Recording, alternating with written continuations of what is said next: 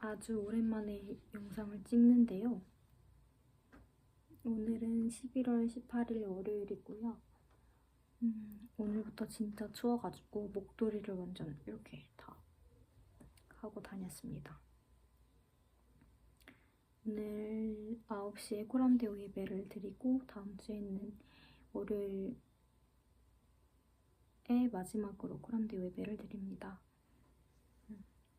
오늘의 큐티 본문은 요한계시록으로 이제 바뀌었는데요. 어제까지는 시편 말씀이었거든요. 한번 같이 영상을 찍으면서 읽어보도록 하겠습니다.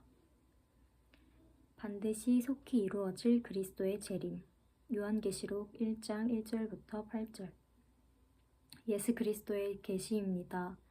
이것은 반드시 곧 일어날 일들을 자기의 종들에게 보여주시려고 하나님께서 그리스도에게 주신 것입니다.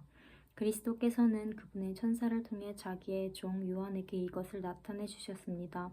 요한은 그가 본 모든 것을 증언합니다. 그것은 곧 하나님의 말씀과 예수 그리스도의 증거입니다.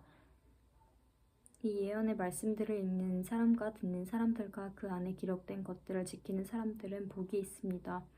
이는 때가 가까이 왔기 때문입니다. 요한은 아시아에 있는 7 교회에 편지를 씁니다. 지금도 계시고 전에도 계셨고 앞으로 오실 분과 그분의 보좌 앞에 있는 7 영과 충성된 증인이시며 죽은 사람들 가운데서 처음 나시고 땅의 왕들을 다스리시는 분이신 예수 그리스도의 은혜와 평강이 여러분에게 있기를 빕니다. 우리를 사랑하시고 그분의 피로 우리의 죄에서 우리를 해방시켜 주신 분, 우리를 그분의 아버지 하나님을 위해 나라와 제사장들로 삼아주신 분께 영광과 능력이 세세 무궁토록 있기를 빕니다. 아멘. 보십시오. 그분이 구름을 타고 오십니다. 각 사람의 눈이 그분을 볼 것이며 그분을 찔렀던 사람들도 볼 것이며 땅의 모든 민족이 그분으로 인해 통곡할 것입니다. 반드시 그렇게 될 것입니다. 아멘. 주 하나님 지금도 계시고 전에도 계셨고 앞으로 오실 분이신 전능자에게 말씀하십니다. 전능자께서 말씀하십니다. 나는 알파요 오메가다. 오늘의 말씀 요약. 하나님이 요한에게 알게 하신 예수 그리스도의 계시입니다. 요한은 하나님과 성령과 예수 그리스도의 은혜와 평강을 아시아에 있는 7 교회에 전합니다. 우리를 사랑하셔서 구원하시고 나라와 제사장 삼으신 그리스도는 장차 다시 오실 것입니다. 주 하나님은 알파와 오메가요 전능자하십니다. 본문 해설. 예수 그리스도의 계시. 요한계시록은 예수 그리스도의 계시입니다. 영화로우신 그리스도를 전하기 위해 고난당하는 성도를 위로하기 위해 기록되었습니다. 1절부터 8절은 서문으로 요한계시록을 여는 창문과 같은 역할을 합니다. 요한은 서문에서 핵심 주제들을 압축해 보여주는데 이는 계속 확장되고 구체화되며 발전해 갑니다. 요한계시록의 말씀은 반드시 곧 발생할 일로 요한은 그가 본 모든 것을 기록합니다. 그는 이 계시의 말씀을 읽고 듣고 행하는 자에게 임할 복을 선포합니다. 또한 하나님의 주권적 이름을 지금도 계시고 전에도 계셨고 앞으로 오실 분으로 소개합니다. 하나님의 절대 주권과 그리스도 안에서의 최후 승리는 가장 중요한 주제입니다. 죽음과 부활로 충성스러운 증인이 되신 예수님은 영광받기에 합당하십니다.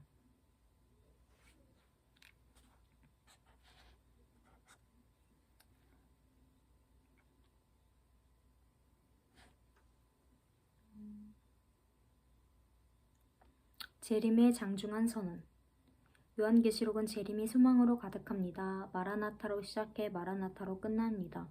마라나타는 아람어로 우리 주님 오시옵소서라는 뜻입니다. 그리스도의 재림은 초대교회 성도에게 가장 큰 소망이요 위로였습니다. 주님이 재림하시는 그날은 불신자에게는 하나님의 진노와 심판으로 애곡하는 날이 될 것입니다.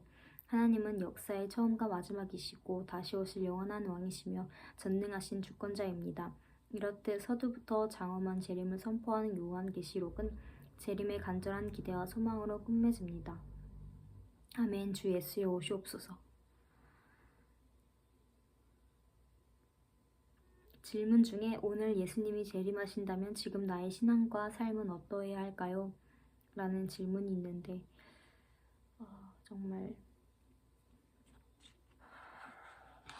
예수님이 다시 온다는 그것은 정말 기대와 소망으로 가득 차지만 또 다른 점으로는 살짝은 두려워해야 한다는 것을 느끼는 것 같습니다.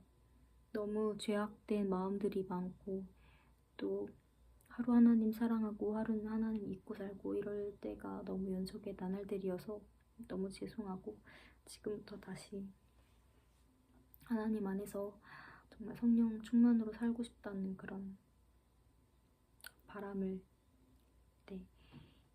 있고요. 오늘의 기도. 영원하신 주님, 과거, 현재, 미래를 모두 주관하시는 주님의 손에 제 삶을 온전히 맡깁니다.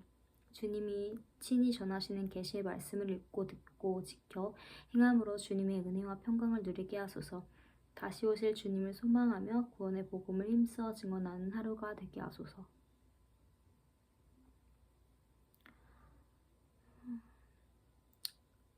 방금 이 기도를 읽으면서 다시 오실 주님을 소망하며 구원의 복음을 힘써 증언하는 하루가 되라고 했는데 제가 이 큐티를 오늘 하루 일과를 마친 후 밤에 하니까 조금 아쉽다는 생각이 듭니다. 원래 아침에 7시에 일어나서 그때 했었거든요. 근데 그 루틴을 이제는 다시 회복이라기보다는 다시 제가 의지가 있고 또 7시에 알람을 맞추면 되는 일이거든요. 고민이 되네요. 그러면 저녁에 좀 더 늦게 자고 과제는 미리 낮에 하고 이런 루틴을 해야 할 텐데 참 하나님이 1순위인 삶이 되어야 할 텐데 쉽지 않은 것 같습니다. 묵상 에세이 소명으로 살라. 사후대책 조정민 작가님. 저는 튀르키예 카파도키아 지역의 데른쿠요 지하 도시를 방문했던 때를 잊지 못합니다. 그것은 로마의 카타콤에 비할 바가 아닙니다. 동굴로 이어진 지하 도시 속에 약 5,000명이 살았습니다. 땅 위로는 사람 한 명이 들어갈 만한 구멍이 뚫려 있는데 그 아래로 지하 30m까지 파 내려간 것입니다.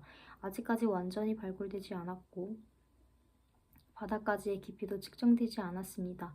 개미굴처럼 연결되어 있는데 그 안에 교회와 학교와 심지어 침례탕까지 지어놓았습니다. 태어나서 한 번도 세상 밖으로 나와보지 못한 채 동굴 안에서만 살다가 죽은 사람들도 있습니다. 그들의 목적은 오직 하나, 믿음을 지키는 것이었습니다. 오늘날 쾌락과 풍요에 물들어 있는 세대는 죽었다 깨어나도 이해할 수 없는 삶입니다. 인생의 목적이나 사명을 모르는 사람들은 도저히 이해할 수 없는 삶입니다. 신앙이란 믿음으로 위를 바라보는 것입니다. 소명의 사람은 땅에서 살아도 땅의 것에 매이지 않고 땅의 시간에 갇히지 않습니다. 소명을 따라 살다가 소명을 이루고 떠나는 것이 믿음의 삶입니다. 끝을 알면 견디기 어렵지 않습니다. 결과를 알면 마음을 졸이지 않을 수 있습니다. 요한의 소명은 마지막까지 하나님 말씀과 그리스도를 증언하는 것이었습니다. 그는 소명을 알았기 때문에 모든 것을 견디고 끝까지 갈 수 있었습니다. 뭔가 오늘 이 에세이를 읽으면서 오늘 수업 시간에도 성서 해석의 기초라는 수업 시간에 제가 오늘 발표를 하고 지혜서와 관련된 내용으로 교수님이 다루셨는데 결과를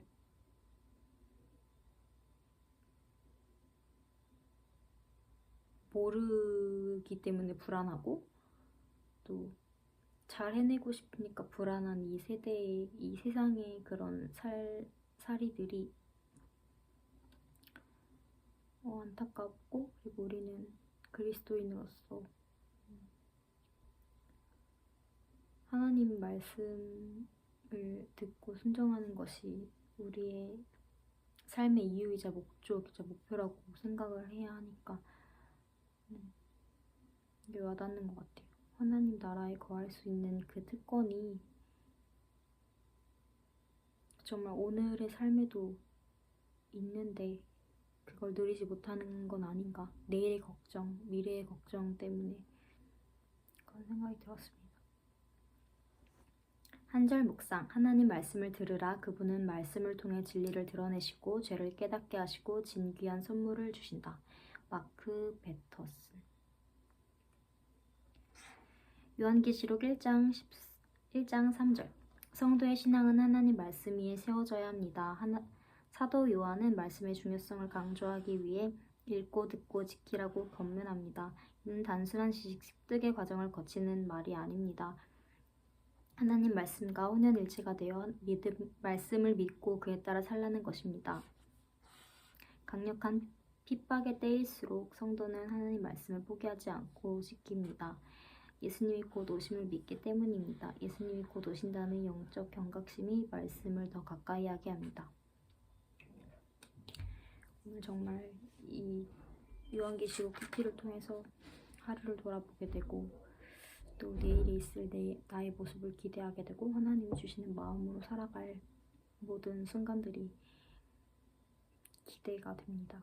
그렇게 믿고 나아가길 정말 간절히 바랍니다. 안녕.